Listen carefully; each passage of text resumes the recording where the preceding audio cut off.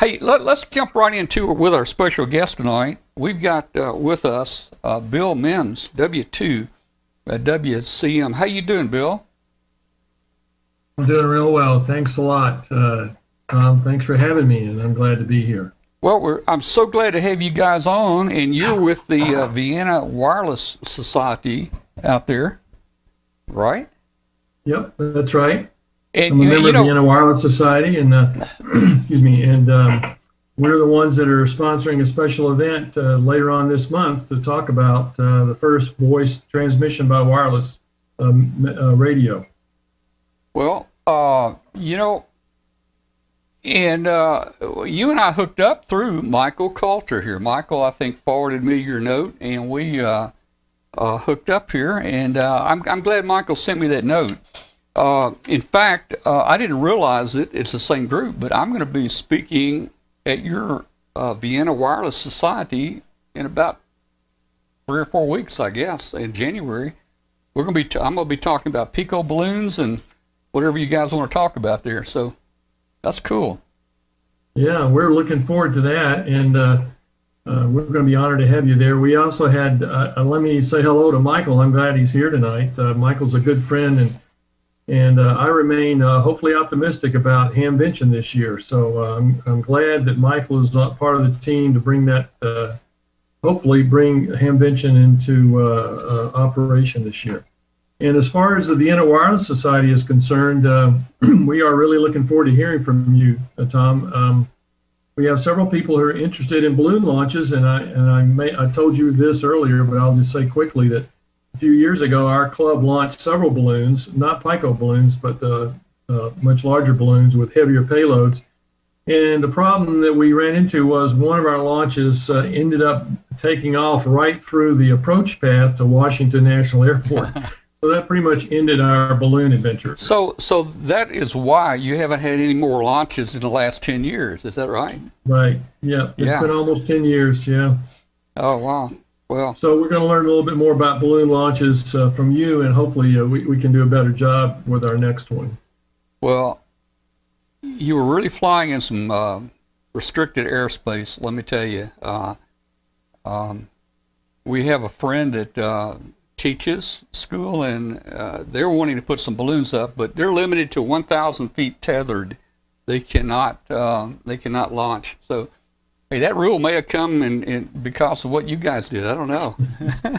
Yeah. Well, look, hey, let's talk a minute about, well, more than a minute. Let's talk about this 120th anniversary here, and what's going on and what you guys are planning. Okay. Well, first, just let me tell you how this came about. Our club is a pretty active club. We have over 250 members, and we have several nets, local and otherwise, each week. And on one of our nets, we have a tradition of asking amateur radio trivia type questions. And a few weeks ago, one of our members was net control, and she asked the question, when was the first transmission of voice by wireless? And it turns out it was on December 23rd, 1900, and it was done by this gentleman, Reginald Fessenden. And I'll tell you just a bit more about him in a minute.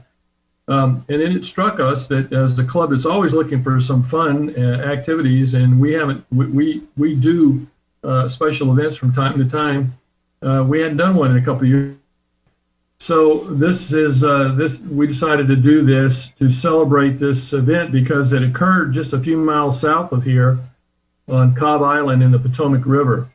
And essentially what happened was Reginald Fessenden was a sort of a Renaissance guy. He was involved in lots of different endeavors and did a lot of work in radio and radio telecommunications. In fact, he was the guy that first used a carbon microphone to modulate a carrier signal, and so he's really the father of amplitude modulation.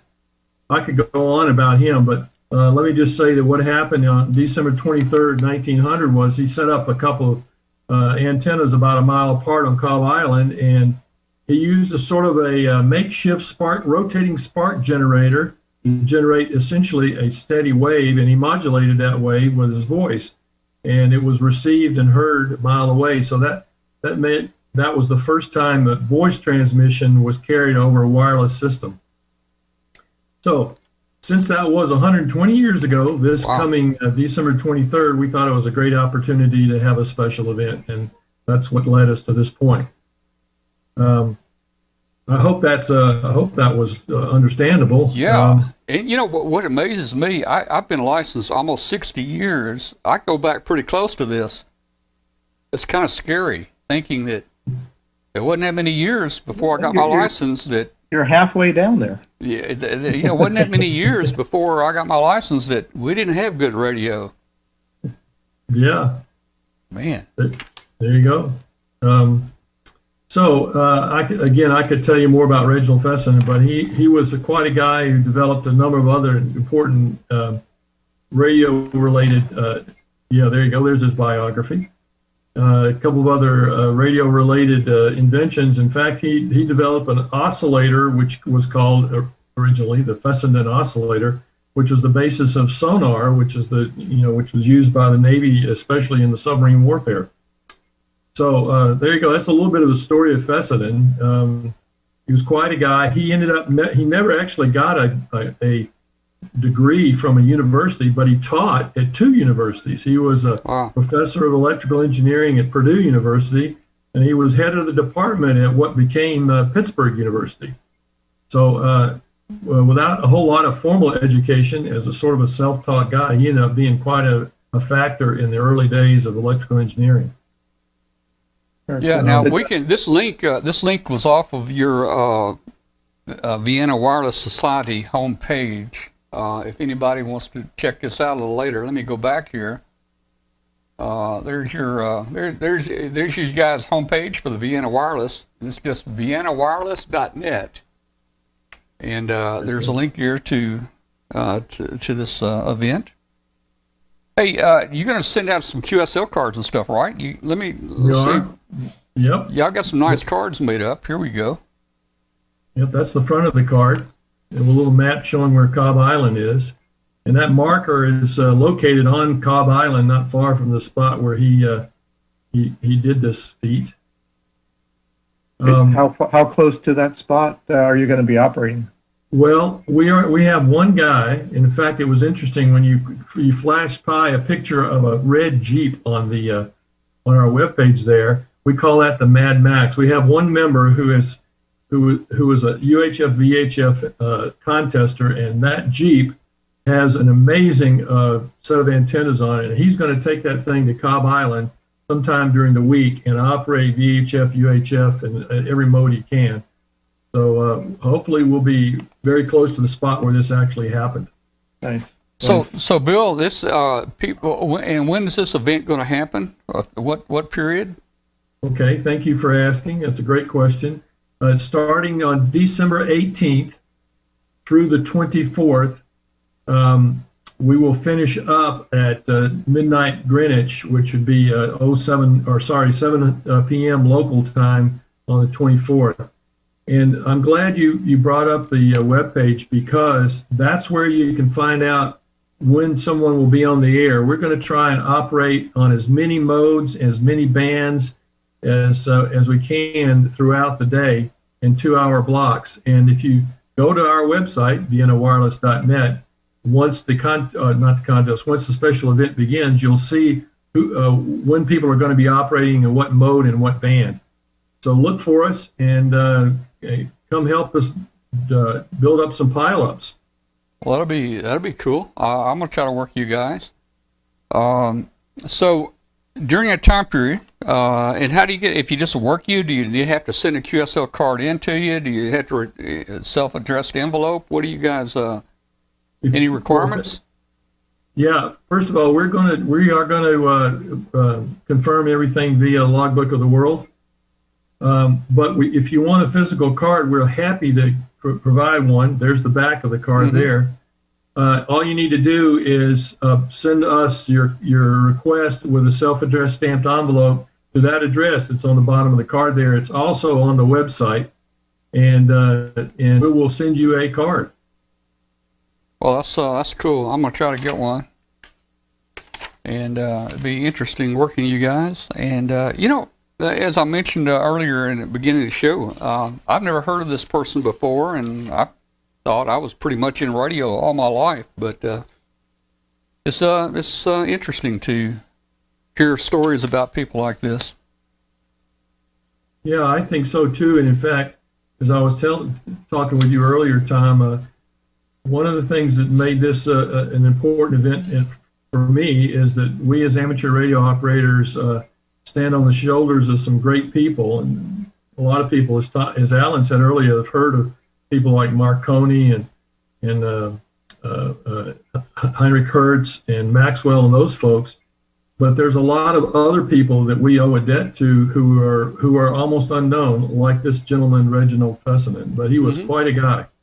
So we hope we hope a lot of people will join in celebrating one of his first accomplishments. By the way, he was also the guy that made the first radio broadcast just a few years later on Christmas Eve, 1906. From a station he had put up in Maine. He broadcast to several ships at sea some Christmas music, including a violin solo where he played the violin. Okay, so everything prior to this basically was CW, and so you've got these receivers out there on these ships, and all of a sudden they're hearing music out there. Right. That was probably a really exciting thing to hear for the first time. I can imagine so. I've read a little bit about some comments that people said that they were, there they were on Christmas Eve, and all of a sudden they heard music.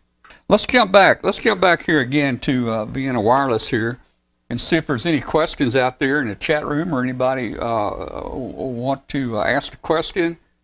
I think it's pretty clear that this is going to be a great special event, and it's coming up soon, December 18th through the 24th. That's just a little over a couple weeks away. Right. Yeah, I'll be happy to answer questions if there are any. Yeah, I'm looking for. You said you're going to work. I was trying to think from where you guys are down there. Probably 40 or 75 would work right here to New Jersey. So hopefully you'll be on those bands. I'll try to look for you there. Yeah, we do. We plan to be on. We actually hope to work all the amateur radio bands, including the work bands, up to 2 meters. And we're going to operate primarily CW sideband and FT8, although we are going to have some slots reserved for AM because of Fessenden. He was the father of amplitude modulation, so we thought it would be fun to have some AM thrown in there as well. So if you're an AMer or even want to try it, this might be an opportunity. Well, you just answered a question in the chat room. What modes? You're going to try to do a lot of modes. Yeah.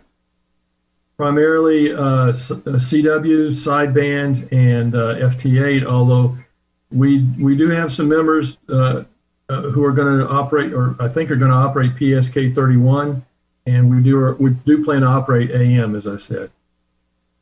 Yeah, and there's another question. What equipment did Fessenden use for the transmitter? I'm not sure that it even had a model number. Probably homebrew, I guess.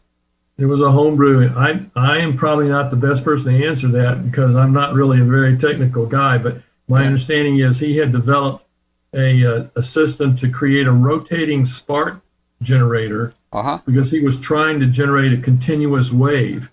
He was already to the point where he said, we need to stop this on and off stuff and generate a continuous wave because we can do so much more with it.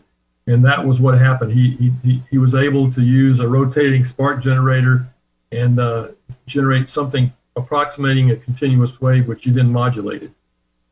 Well, here's a comment from David in the chat room. Radio Canada International commented that one ship operator said he heard the voice of an angel. Well, I don't know. Maybe that was part of this. I don't know.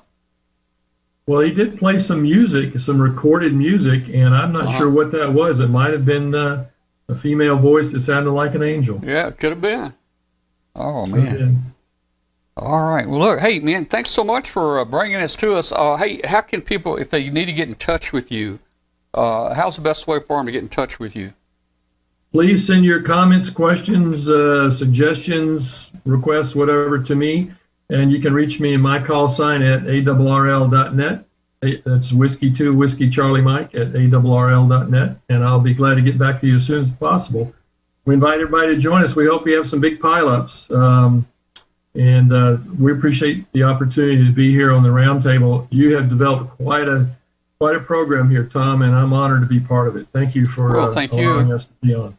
Thank you for being with us tonight, and we hope to get the message out about this. And hey, besides our show tonight, it's going to be on the shortwave. It's also going to be on our podcast that people download, and it's going to be all over Facebook. So it's amazing how we have so many different outlets now to get the word out about things like this.